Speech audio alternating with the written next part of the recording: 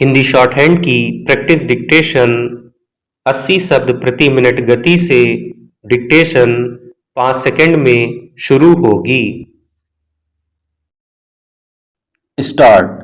शुल्क संघर्ष बढ़ने के बीच भारत और जापान ने अपने विशेष रणनीतिक एवं विभिन्न क्षेत्रों में सहयोग को और प्रगाढ़ करने के वास्ते अगले 10 वर्षों के लिए साझेदारी का एक नया खाका तैयार किया है। इसमें रक्षा, स्वास्थ्य, स्वच्छ ऊर्जा, दूरसंचार, दवा, महत्वपूर्ण खनिज, उभरती प्रौद्योगिकी और आर्थिक सुरक्षा ढांचा शामिल है। इसके तहत कई द्विपक्षीय समझौते हुए हैं, जिनमें न केवल साझा हित निहित है बल्कि वैश्विक कारोबार में भी दोनों देशों की साख मजबूत होगी।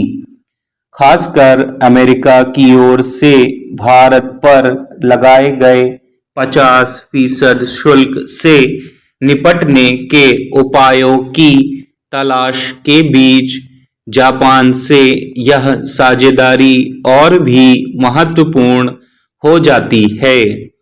भारत व्यापार के वैकल्पिक रास्ते खोजने में जुटा है और जापान के साथ समझौतों को इसी कड़ी का एक हिस्सा माना जा रहा है।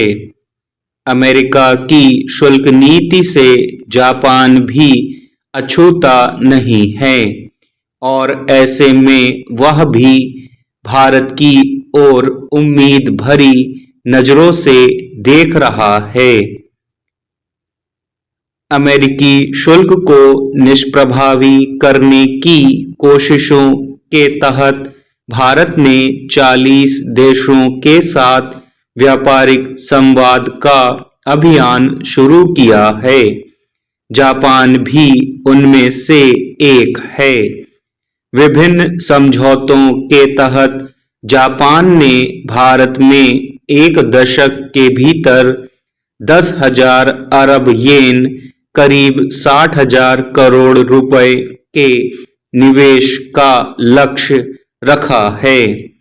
इसके अलावा दोनों देशों के बीच आपसी कामगारों को एक दूसरे के यहाँ आसानी से आने जाने एवं काम करने का मौका देने को लेकर भी एक कार्ययोजना बनी है।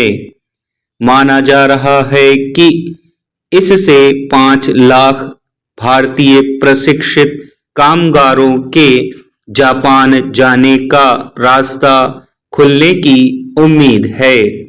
एक समझौता भारतीय अंतरिक्ष अनुसंधान संगठन इसरो और जापान एरोस्पेस एक्सप्लोरेशन एजेंसी के बीच चंद्रमा के लिए संयुक्त अन्वेषण मिशन में सहयोग को लेकर हुआ है। दरअसल भारत जापान की साझेदारी न केवल दोनों देशों के लिए बल्कि वैश्विक शांति और स्थिरता के लिए भी महत्वपूर्ण है। मजबूत लोकतंत्र एक बेहतर दुनिया को आकार देने में अहम भूमिका निभाते हैं। इसमें दो राय नहीं कि जापानी तकनीक और भारतीय प्रतिभा का संयोजन अंतर्राष्ट्रीय पटल पर एक नए आयाम को आकार दे सकता है। रक्षा उद्योग और नवाचार के क्षेत्र में दोनों देशों के बीच सहयोग परस्पर आत्मनिर्भरता के लिए भी महत्वपूर्ण है। दोनों देशों ने पेरिस समझौते के तहत कार्बन क्रेडिट व्यापार पर एक साथ काम करने के लिए भी समझौता किया है।